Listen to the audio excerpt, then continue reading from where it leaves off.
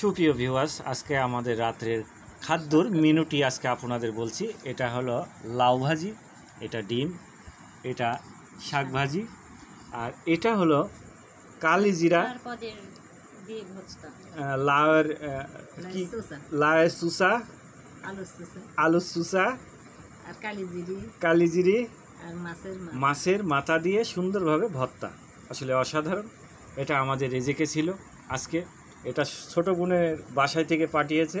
আর এইগুলা রাত্রের মেনুটি আজকে আমাদের বাসাতে তৈরি। আর এই যে আমাদের সাদা ভাত, এই রাতের খাদ্য।